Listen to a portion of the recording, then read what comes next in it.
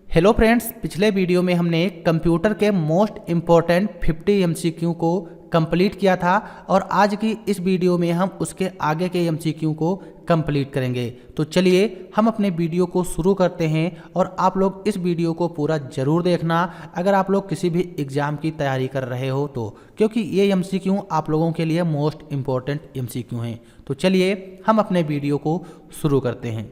पिछले वीडियो का हमारा लास्ट क्वेश्चन था कि डीवीडी का पूर्ण रूप क्या है, यानी कि डीवीडी का पूरा नाम क्या होता है। तो इसका करेक्ट आंसर ऑप्शन नंबर ए था, डिजिटल वर्सटाइल डिस्क। ये डीवीडी का पूरा नाम होता है। फिर हमारा नेक्स्ट क्वेश्चन यानी कि इस वीडियो का पहला क्वेश्चन है, एक बैलेंस शीट सबसे अच्छा किस में तैयार किया जा सकता है। यानी कि अगर हमें बैलेंस शीट बनानी हो तो हम किस एप्लीकेशन का यूज करेंगे। तो इसका करेक्ट आंसर होगा option number C, MS Excel का यूज हम बैलेंस शीट बनाने के लिए करते हैं और MS वर्ड का यूज हम डॉक्यूमेंट बनाने के लिए करते हैं और MS पावर पॉइंट का यूज हम स्लाइड बनाने के लिए करते हैं। तो इस क्वेश्चन का करेक्ट आंसर होगा option number C, MS Excel. फिर हमारा नेक्स्ट क्वेश्चन है, निम्नलिखित में से वो कौन सा फार्मूला है जो अलग अलग सेल्स के टेक्स्ट को जोड़ता है। यानी कि इसमें से कौन सा फार्मूला है जो अलग अलग सेल में लिखे गए हों और उन टेक्स्ट को हम एक साथ जोड़ सकें। तो इसके लिए जो इसका फार्मूला यूज किया जाएगा option number d, concatenate formula Excel में होता है। इस फार्मूले का यूज हम किसी दो अलग अलग सेल में दिए हुए टेक्स्ट को जोड़ने के लिए करते हैं और इन सभी फार्मूले के लिए हमारे एक्सेल की जो प्लेलिस्ट है उस प्लेलिस्ट को अगर आप लोग देखोगे, क्योंकि उसमें हमने लगभग 250 प्लस फार्मूलों को कंप्लीट किया है जो आप लोगों के लिए मोस्ट इम्पोर्टेंट फार्मूले हैं।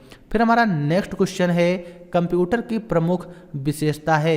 यानी कि इसमें से कंप्यूटर की ऐसी कौन सी विशेषता है जो प्रमुख है। तो इसका जो करेक्ट आंसर होगा ऑप्शन नंबर डी, ऊपर के सभी हमारे ये कंप्यूटर की विशेषताएं होती हैं, क्योंकि कंप्यूटर बहुत तेज गति से काम कर सकता है। कंप्यूटर जिस भी काम को करेगा बिल्कुल शुद्धता से करेगा और कंप्यूटर की स्टोरेज कैपेसिटी भी अधिक होती है। फिर हमारा नेक्स्ट क्वेश्चन है, पूर्ण रूप OMR क्या है।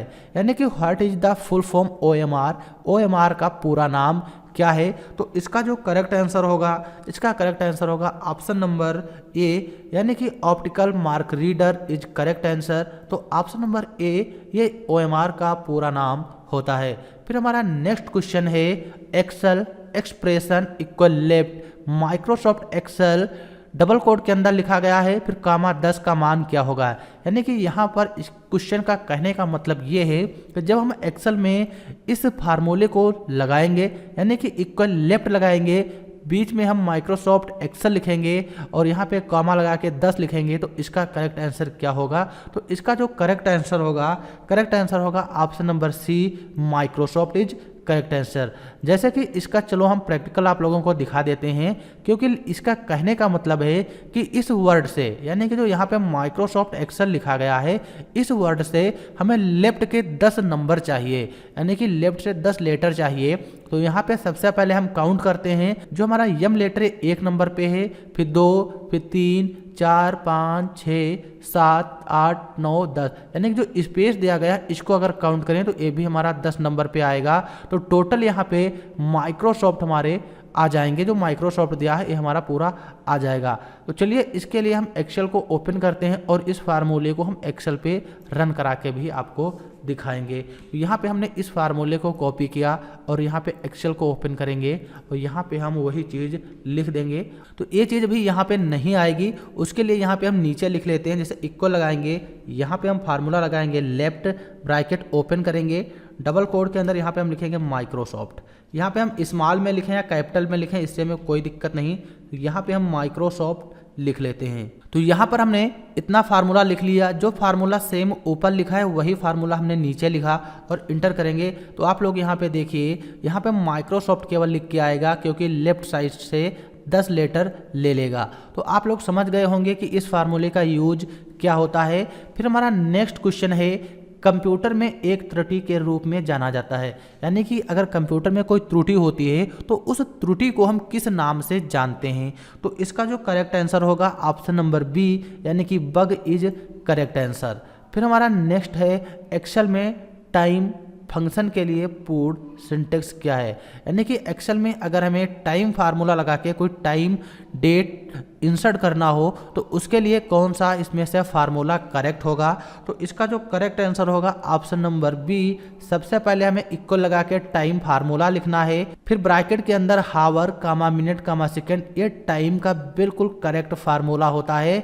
अगर आप लोग हमारे एक्सेल की प्लेलिस्ट को देखा होगा क्योंकि उसमें 250 प्लस फार्मूले को हमने कंप्लीट किया था, तो आप लोगों के ये फार्मूले बहुत ही आसानी से सॉल्व हो जाएंगे। अगर आप लोगों ने अभी तक नहीं देखा है तो हमारी उस वीडियो को जरूर देखना। फिर हमारा नेक्स्ट क्वेश्चन है एमएस वर्ड कंट्रोल प्लस आई का उपयोग किया जाता है। यानी कि एमएस वर्ड में कंट्रोल आई का काम क्या होता है। तो कंट्रोल आई का काम होगा इटैलिक करना, यानी कि जिस भी टेक्स्ट को हम सेलेक्ट करेंगे कंट्रोल आई प्रेस करेंगे तो वो टेक्स्ट हमारा तिरछा हो जाएगा, यानी कि टेढ़ा दिखाई देगा। जैसे यहाँ पे इटैलिक ही लिखा है, हम अपने कीबोर्ड से कंट्रोल आई बटन प्रेस करेंगे तो इटैलिक यहाँ पे आप लोग देख पा रहे होंगे टेढ़ा हो जाएगा, बिल्कुल इस तरीके से लिखेगा। फिर हमारा नेक्स्ट क्वेश्चन है एमएस वर्ड में नया पैराग्राफ शुरू करने के लिए कौन सी कुंजी दबानी चाहिए। एमएस वर्ड में जब हम काम करते हैं, अगर हमको वहाँ पे नया पैराग्राफ लिखना हो तो उसके लिए हम इंटर की का यूज करेंगे। Option number B is correct answer. फिर नेक्स्ट क्वेश्चन है मदरबोर्ड क्या है। यानी कि जो हमारे कंप्यूटर में मदरबोर्ड यूज किया जाता है वो सॉफ्टवेयर है या हार्डवेयर है या सीपीयू है या फिर ऑपरेटिंग सिस्टम। तो इसका correct answer option number B होगा, क्योंकि मदरबोर्ड जो है मदरबोर्ड एक प्रकार का हार्डवेयर होता है। फिर हमारा नेक्स्ट क्वेश्चन है एलईडी का पूर्ण रूप क्या है। यानी कि what is the full form of LED. LED का पूरा नाम क्या है। तो इसका करेक्ट आंसर होगा एलईडी का पूरा फुल फॉर्म होता है, यानी कि एलईडी का पूरा फुल फॉर्म होता है light emitting diode. Option number B is correct answer. फिर हमारा नेक्स्ट है फोर्ट्रॉन क्या है। यानी कि जो फोर्ट्रॉन लैंग्वेज होती है क्या है, व्हाट इज द फोर्ट्रॉन। तो जो फोर्ट्रॉन है, फोर्ट्रॉन एक प्रकार की लैंग्वेज है, ये हाई लेवल लैंग्वेज होती है। तो इसका करेक्ट आंसर होगा option number D is correct answer, high level language. फिर हमारा नेक्स्ट है चार्ल्स बेबेज को भी कहा जाता है। यानी कि चार्ल्स बेबेज को क्या कहा जाता है, कंप्यूटर का जनक, यानी कि father of computer, father of transistor या father of world wide web या फादर ऑफ इंटरनेट। तो इसका जो करेक्ट आंसर होगा ऑप्शन नंबर ए होगा, क्योंकि जो चार्ल्स बेबेज है, चार्ल्स बेबेज को हम कंप्यूटर का जनक, कंप्यूटर का पितामह कह सकते हैं, या फिर कह सकते हैं इन्होंने ही एनालिटिकल इंजन का आविष्कार किया था। जो एनालिटिकल इंजन है, चार्ल्स बेबेज ने एनालिटिकल इंजन का आविष्कार किया था। फिर हमारा नेक्स्ट क्वेश्चन है एमएस वर्ड में किस डॉक्यूमेंट के सभी कंटेंट का चयन करने के लिए निम्नलिखित में से किस कीबोर्ड शॉर्टकट का उपयोग किया जाता है। यानी कि जब हम एमएस वर्ड में काम करते हैं, एमएस वर्ड में हम एक साथ पूरे पेज को सेलेक्ट करना चाहें, जितना भी मैटर लिखा हो, तो उसके लिए हम कौन से शॉर्टकट यूज करेंगे। तो इसका जो करेक्ट आंसर होगा ऑप्शन नंबर डी, यानी कि कंट्रोल ए शॉर्टकट का यूज हम एक साथ पूरे दस्तावेज को सेलेक्ट करने के लिए करते हैं। फिर हमारा नेक्स्ट क्वेश्चन है कॉपीराइट चिन्ह। यानी कि जो यहाँ पे आप लोगों को एक चिन्ह दिखाई दे रहा है, कॉपीराइट का चिन्ह है। इस तरीके का चिन्ह बनाने के लिए हम कीबोर्ड से कौन सी शॉर्टकट कुंजी का यूज करेंगे। यानी कि कॉपीराइट सिंबल बनाने के लिए कौन सी शॉर्टकट यूज की जाती है। तो इसका जो करेक्ट आंसर होगा option number C, Alt control C एक कॉपीराइट की शॉर्टकट होती है। जैसे कि यहाँ पे हम आप लोगों को बताते हैं, हम कीबोर्ड से Alt control C button press करेंगे, यहाँ पे कॉपीराइट के सिंबल बनते चले जाएंगे। तो ये होती है कॉपीराइट सिंबल बनाने की शॉर्टकट। फिर हमारा नेक्स्ट क्वेश्चन है कोबोल उदाहरण है। यानी कि कोबोल इज एग्जाम्पल। यहाँ पे जो 4 ऑप्शन दिए गए हैं, इसमें से कोबोल किसका उदाहरण है। कोबोल हाई लेवल लैंग्वेज है या असेंबली या सेकंड जनरेशन लैंग्वेज या लो लेवल लैंग्वेज। तो इसका correct answer option number A, यानी कि जो कोबोल होती है कोबोल हाई लेवल लैंग्वेज होती है। फिर हमारा नेक्स्ट क्वेश्चन है एमएस एक्सेल वर्कशीट की किसी सेल को एडिट करने के लिए निम्न में से कौन सी फंक्शन कुंजी का यूज किया जाता है। यानी कि एक्सेल में किसी सेल को एडिट करना है तो कौन सी कुंजी यूज करेंगे, तो इसका correct answer option number B F2 shortcut होती है एडिट करने की शॉर्टकट। जैसे हम एक्सेल को ओपन करते हैं, यहाँ पे माइक्रोसॉफ्ट लिखा है लेकिन इसमें यहाँ पे फार्मूले बार में फार्मूला दिखाई दे रहा है और इस सेल को हम फिर से एडिट करना चाहें तो उसके लिए हम कीबोर्ड की F2 बटन प्रेस करेंगे, ये एडिट मोड में ओपन हो जाएगा। अगर यहाँ पे क्लिक करके अगर हम इसको एडिट नहीं करेंगे, डायरेक्ट लिखने लगेंगे तो जो पहले का मैटर था वो हट जाएगा, फिर उसके आगे का मैटर यहाँ पे लिख जाएगा। तो एडिट करने की शॉर्टकट F2 होती है। फिर हमारा नेक्स्ट है इक्वल अपर माइक्रोसॉफ्ट का सही परिणाम क्या होगा। यानी कि जो अपर फार्मूला होता है, अपर फार्मूला का यूज क्या है, यहाँ पे जो माइक्रोसॉफ्ट लिखा गया है इस अपर के अंदर, तो अगर हम इस तरीके से एक्सेल में लिखेंगे तो उसका करेक्ट आंसर क्या होगा, तो उसका जो करेक्ट आंसर होगा, करेक्ट आंसर ऑप्शन नंबर ए माइक्रोसॉफ्ट। यानी कि एक्सेल में अगर कोई भी चीज़ें स्मॉल लेटर में लिखी हैं, हम उनको कैपिटल लेटर में करना चाहें तो इक्वल अपर फार्मूला लगा के बीच में हम उस टेक्स्ट को लिखेंगे, वो चीज़ हमारी बिल्कुल कैपिटल लेटर में हो जाएगी। जैसे यहाँ पे हम एक्सेल को ओपन कर लेते हैं, यहाँ पे हम लिखते हैं UPCISS प्राइम, यहाँ पे हमने लिखा है UPCISS प्राइम और नीचे लिखेंगे इक्वल अपर फार्मूला लगाएंगे यहाँ पे। अब यहाँ पे हम डायरेक्ट UPCISS लिख सकते थे या फिर हम केवल इसका एड्रेस दे देंगे, ब्रैकेट को बंद करके इंटर कर देंगे, तो यहाँ पर UPCISS हमारा कैपिटल लेटर में हो जाएगा और यहाँ पे स्मॉल लेटर में, तो इसलिए इसका correct answer option number a होगा। फिर हमारा नेक्स्ट क्वेश्चन है MS वर्ड में मेल मर्ज के लिए लिफाफे और लेबल बनाने के लिए निम्नलिखित में से कौन से टैब का उपयोग किया जाता है। यानी कि रेफरेंस टैब, इंसर्ट, मेलिंग या रिव्यू, ये जो चार ऑप्शन दिए हैं, अगर हमको MS वर्ड की सहायता से मेल मर्ज या लिफाफा या फिर लेबल बनाने हैं तो उसके लिए हम मेलिंग टैब यूज करेंगे। यानी कि correct answer option number C is mailing tab. फिर हमारा नेक्स्ट क्वेश्चन है कर्सर के बाईं और वर्णों को हटाने के लिए किस कुंजी का उपयोग किया जाता है। यानी कि जहाँ पे हमारा कर्सर हो, अगर उस कर्सर के बाईं और के लेटर हमको हटाने हैं तो हम कौन सी कुंजी यूज करेंगे। यानी कि बैक स्पेस कुंजी का यूज करेंगे बाईं और के लेटर को हटाने के लिए। फिर नेक्स्ट क्वेश्चन है निम्नलिखित में कौन सा 2 गीगाबाइट के बराबर है। यानी कि कौन 2 गीगाबाइट के बराबर होता है। Which is the following is equivalent to 2 gigabyte. यानी कि 2 गीगाबाइट के बराबर इसमें से कौन सा होगा, तो जो इसका करेक्ट आंसर होगा 2 गीगाबाइट के बराबर 2048 मेगाबाइट होता है, क्योंकि 1 गीगाबाइट में 1024 MB होती हैं। तो इसी तरीके से 2 MB बराबर, तो इसी तरीके से 2 GB बराबर हमारा 2048 मेगाबाइट होगा, यानी कि 48 MB होगा। फिर हमारा नेक्स्ट है कंप्यूटर मॉनिटर द्वारा प्रदर्शित आउटपुट को क्या कहा जाता है। यानी कि जो आप लोग अभी स्क्रीन पे देख पा रहे हो, ये मॉनिटर पे देख पा रहे हो, और यहाँ पे जो आप लोगों को MCQ की PDF दिखाई दे रही है, इसको हम क्या बोलेंगे। इसको हम सॉफ्ट कॉपी बोलेंगे या फिर हार्ड कॉपी या फिर कलर कॉपी या फिर ड्राई कॉपी। तो इसका correct answer option number a होगा। यानी कि जो सॉफ्ट कॉपी होती हैं वो सॉफ्ट कॉपी कहलाती हैं।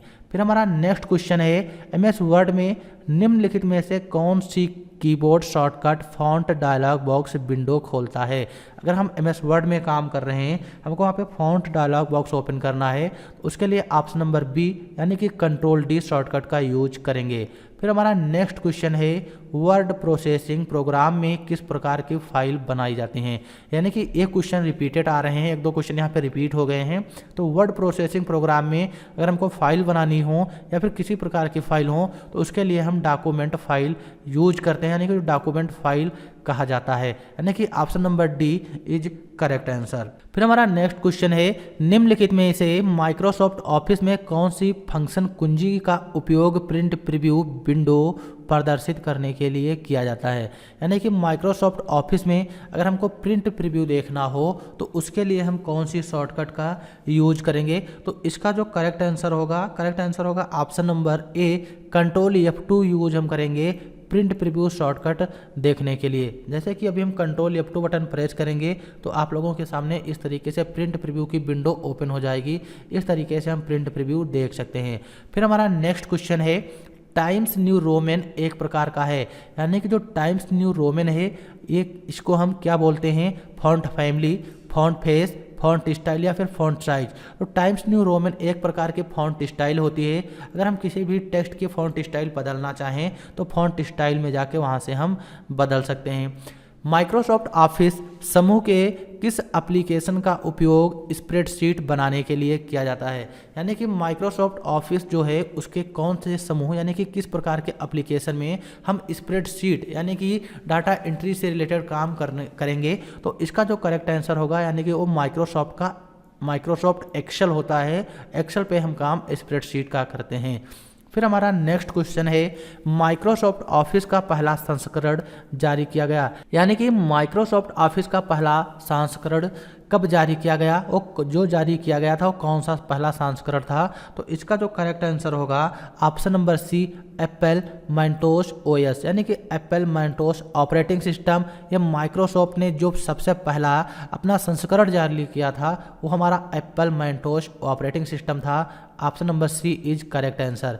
फिर हमारा नेक्स्ट क्वेश्चन है, स्पेल चेक करने के लिए निम्न में से किस फंक्शन कुंजी का उपयोग किया जाता है? अगर हम MS वर्ड में काम करते हैं या फिर एक्सेल में काम करते हैं या फिर हम पावर पॉइंट में काम करते हैं, वहाँ पर कोई स्पेलिंग गलत हो जाए तो उसको हम सही करने के लिए किस शॉर्टकट कुंजी का यूज करेंगे? तो करेक्ट आंसर होगा ऑप्शन नंबर डी यानी कि F7 शॉर्टकट का यूज हम करते हैं। फिर हमारा नेक्स्ट क्वेश्चन है, वर्कशीट की मूल इकाई जिसमें आप एक्सेल में डेटा दर्ज करते हो क्या कहलाती है? यानी कि जब हम एक्सेल में काम करते हैं और जो हम डाटा वहाँ पे दर्ज करेंगे उस दर्ज किए हुए डाटा के एरिया को हम किस नाम से जानते हैं? ऑप्शन नंबर ए रेंज, या ऑप्शन नंबर बी सेल, या ऑप्शन नंबर सी टाइप, या ऑप्शन नंबर बी बॉक्स। फिर इसका करेक्ट आंसर होगा ऑप्शन नंबर बी यानी कि उस एरिया को हम सेल के नाम से जानते हैं। जो भी हम एक्सेल में काम करते हैं, जैसे एक्सेल को ओपन करते हैं, यहाँ पे जो भी हम काम करेंगे किसी ना किसी सेल में ही काम करेंगे। तो इसका करेक्ट आंसर होगा ऑप्शन नंबर बी। फिर हमारा नेक्स्ट क्वेश्चन है, पावर पॉइंट को बंद करने के लिए हम किस कमांड का उपयोग करते हैं? चाहे हमारा पावर पॉइंट हो, चाहे एक्सेल हो, चाहे MS वर्ड हो, अगर हम दोनों को बंद करना चाहें तो उसके लिए हम Alt F4 जो शॉर्टकट होती है इस शॉर्टकट का यूज करेंगे। तो इसलिए पावर पॉइंट को बंद करने के लिए जो शॉर्टकट होती है option number B Alt F4। दस्तावेज को प्रिंट करने के लिए किस शॉर्टकट कुंजी का उपयोग करते हैं? अगर हमें किसी भी डॉक्यूमेंट को प्रिंट करना हो तो उसके लिए हम कंट्रोल P यानी कि कंट्रोल P जो शॉर्टकट होती है उस शॉर्टकट का यूज करेंगे। Option number B is correct answer. फिर हमारा नेक्स्ट है, वर्ड डॉक्यूमेंट में किसी विशेष शब्द को खोजने के लिए किस शॉर्टकट कुंजी का उपयोग करते हैं? यानी कि जब हम MS वर्ड या फिर एक्सेल में कोई काम करें, वहाँ पर हमें किसी भी वर्ड को ढूंढना हो या फाइंड करना हो तो उसके लिए कौन सी शॉर्टकट यूज करते हैं? तो यहाँ पे 4 ऑप्शन दिए गए हैं, control R, control Y, control F या कंट्रोल S। तो इसका करेक्ट आंसर होगा कंट्रोल F। किसी भी वर्ड को अगर हमें फाइंड करना हो, ढूंढना हो तो उसके लिए हम कंट्रोल F यूज करेंगे, यानी कि कंट्रोल F शॉर्टकट होती है, इसका इस्तेमाल करते हैं। और जो कंट्रोल R है, कंट्रोल R राइट अलाइनमेंट की शॉर्टकट होती है।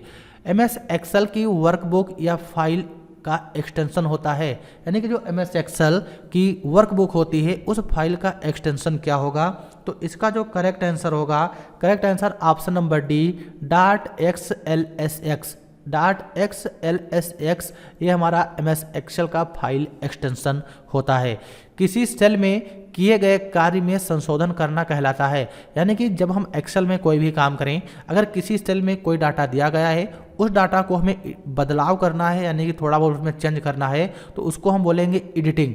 वहाँ पे एडिटिंग होती है। तो option number A is correct answer. फिर हमारा नेक्स्ट क्वेश्चन है, माइक्रोसॉफ्ट वर्ड 2019 के डॉक्यूमेंट में पृष्ठ संख्या डालने के लिए किस टैब का उपयोग किया जाता है? यानी कि जब हम MS वर्ड में काम करते हों और वहाँ पे हमको पेज नंबर हर पेज पे डालने हों तो उसके लिए हम कौन से टैब या फिर कह सकते हैं कौन से मेन्यू का यूज करेंगे? तो इसका जो करेक्ट आंसर होगा, इसका करेक्ट आंसर होगा option number C insert menu. जो इंसर्ट मेनू होता है, इंसर्ट मेनू का यूज हम पेज नंबर डालने के लिए करते हैं। फिर हमारा नेक्स्ट क्वेश्चन है, जहां एक पंक्ति को हम रो और स्तंभ को हम कॉलम यानी कि दोनों मिलते हैं वो क्या कहलाते हैं, या फिर जहाँ पे एक रो और कॉलम मिलते हैं उस एरिया को हम क्या कहेंगे, तो उस एरिया को हम सेल कहते हैं। Option number A is correct answer. जैसे यहाँ पे हम एक्सेल को ओपन कर लेते हैं, इस तरीके से जो है इसको हम बोलेंगे कॉलम, ये हमारा कॉलम है, और इस तरीके से जो है यानी कि जो बेड़ा बेड़ा है इसको हम बोलेंगे रो। तो यहाँ पे रो और कॉलम के कॉम्बिनेशन से जो कटेगी वो हमारी सेल होगी, तो इसी को हम सेल कहते हैं। फिर हमारा नेक्स्ट क्वेश्चन है स्प्रेडशीट में गणना यानी कि कैलकुलेशन करने के लिए आपको का उपयोग करने की आवश्यकता है। यानी कि इसके कहने का मतलब ये है, जब हम एक्सेल में कोई काम करते हैं वहाँ पे हमको किसी भी प्रकार की कैलकुलेशन करनी हो या कोई गणना करनी होती है तो उसके लिए हम क्या करते हैं, तो गणना करने के लिए हम फार्मूले का यूज करते हैं। Option number B is correct answer. फिर हमारा नेक्स्ट क्वेश्चन है एमएस एक्सेल में सभी फार्मूले किस चिन्ह से शुरू होते हैं। यानी कि जब हम एक्सेल में कोई काम करते हैं, एक्सेल में फार्मूले लगाने से पहले हम कौन से सिंबल का यूज करेंगे, तो correct answer option number C is correct answer. जो इक्वल होता है, हम एक्सेल में किसी भी फार्मूले को लगाएं सबसे पहले हमें इक्वल यानी कि बराबर का सिंबल लगाना होता है। फिर हमारा नेक्स्ट क्वेश्चन है विभाजित यानी कि डिवाइड करने के लिए कौन सा सिंबल है, इसमें से कौन सा सिंबल डिवाइड को दर्शाता है, तो option number B is correct answer. Option number B जो है ये हमारा डिवाइड का सिंबल होता है जिसको हम भाग बोलते हैं। फिर हमारा नेक्स्ट क्वेश्चन है एमएस एक्सेल वर्कशीट में प्रथम सेल को के रूप में लेबल किया जाता है। यानी कि जो एक्सेल की प्रथम सेल होती है उस सेल का नाम क्या है, तो इसका करेक्ट आंसर होगा option number C A1। A1 is correct answer. जैसे कि एक्सेल को ओपन करते हैं, यहाँ पे प्रथम सेल है, प्रथम सेल ये है, फिर यहाँ पे ये दूसरी सेल है, तीसरी सेल है। तो जो प्रथम सेल है ये हमारी A1 के नाम से जानी जाती है। यहाँ पे देखो लिखा भी है A1 इज करेक्ट आंसर होगा। तो इस क्वेश्चन का करेक्ट आंसर A1 होगा क्योंकि एक्सेल में प्रथम सेल को हम A1 के नाम से जानते हैं। फिर हमारा नेक्स्ट क्वेश्चन है पूरे कॉलम को छिपाने की शॉर्टकट कुंजी क्या होती है। जैसे कि हम एक्सेल में काम करते हैं, हमें कोई कॉलम हाइड करना हो तो उस कॉलम को हाइड करने की शॉर्टकट क्या होगी, तो इसका करेक्ट आंसर होगा control zero. Control zero is correct answer. जैसे हम एक्सेल को ओपन करते हैं, जो ए नंबर कॉलम है इस कॉलम को अगर हम हाइड करना चाहें तो इसके लिए हम कंट्रोल जीरो प्रेस करेंगे। लेकिन ध्यान रहे जो हमारा कीबोर्ड होता है, कीबोर्ड में फंक्शन की के नीचे जो हमारे नंबर होते हैं उसमें से हमको कंट्रोल के साथ जीरो प्रेस करना होगा। कंट्रोल के साथ जीरो प्रेस करेंगे, ए नंबर कॉलम हमारा हाइड हो जाएगा। इस तरीके से हम इस कॉलम को हाइड कर सकते हैं। फिर इसके बाद नेक्स्ट हमारा क्वेश्चन है पूरे रो को छिपाने की शॉर्टकट कुंजी क्या है। यानी कि हम एक्सेल में जब काम करते हैं, अगर हमें पूरे रो को हाइड करना हो तो उसकी जो शॉर्टकट होगी ऑप्शन नंबर बी कंट्रोल 9 होती है। जैसे एक्सेल को ओपन करते हैं, यहाँ पे 2 नंबर जो रो है इस रो को अगर हम हाइड करना चाहें तो इसके लिए हम कंट्रोल के साथ 9 प्रेस करेंगे। ध्यान रहे वही फंक्शन की के नीचे जो नंबर होते हैं उसी से हमको 9 और 0 यूज करना है। फिर हमारा नेक्स्ट क्वेश्चन है पूरे कॉलम को हाईलाइट करने की शॉर्टकट कुंजी क्या है। यानी कि अगर हम एक साथ पूरे कॉलम को हाईलाइट करना चाहें तो इसकी शॉर्टकट क्या होगी, तो इसका correct answer option number C control space bar is correct answer. ये रो को हाईलाइट करने की शॉर्टकट होती है, ये पूरे कॉलम को हाईलाइट करने की शॉर्टकट होती है। जैसे एक्सेल को ओपन करते हैं, कॉलम नंबर ए है, इसको अगर हम हाईलाइट करना चाहें तो कीबोर्ड से कंट्रोल स्पेस बार प्रेस करेंगे, पूरा कॉलम हमारा हाईलाइट हो जाएगा। तो इसकी शॉर्टकट होती है कंट्रोल स्पेस बार। फिर नेक्स्ट है सर्च बॉक्स लाने के लिए कौन सी की प्रेस करेंगे। अगर हम एक्सेल में काम कर रहे हों, हमको वहाँ पे सर्च बॉक्स लाना है तो उसके लिए हम कौन सी शॉर्टकट यूज करते हैं, तो इसका correct answer option number C shift के साथ F9 बटन प्रेस करेंगे, सर्च बॉक्स आ जाएगा। फिर हमारे सामने नेक्स्ट क्वेश्चन है इनमें से कौन सा ऑपरेटिंग सिस्टम नहीं है, यानी कि OS नहीं है। OS का फुल फॉर्म ऑपरेटिंग सिस्टम होता है, तो इसमें से कौन सा है जो हमारा ऑपरेटिंग सिस्टम नहीं है। जैसे डॉस, MUS या फिर यूनिक्स या फिर नन ऑफ द अबव। तो इसका correct answer option number B MUS is correct answer, क्योंकि जो डॉस है डॉस भी हमारा ऑपरेटिंग सिस्टम होता है और यूनिक्स भी हमारा ऑपरेटिंग सिस्टम है, बल्कि MUS हमारा ऑपरेटिंग सिस्टम नहीं है। फिर हमारा नेक्स्ट क्वेश्चन है कंप्यूटर भाषा फोर्ट्रॉन किस क्षेत्र में उपयोग की जाती है। यानी कि जो फोर्ट्रॉन लैंग्वेज होती है कौन से क्षेत्र में इसका यूज सबसे अधिक किया जाता है, तो इसका जो correct answer option number C यानी कि साइंस के क्षेत्र में फोर्ट्रॉन लैंग्वेज का यूज सबसे अधिक किया जाता है। कोबोल जो होती है यानी कि कंप्यूटर भाषा कोबोल किसके लिए उपयोगी है, सबसे ज़्यादा कोबोल भाषा का यूज कहाँ पे किया जाता है, तो इसका करेक्ट आंसर ऑप्शन नंबर ए।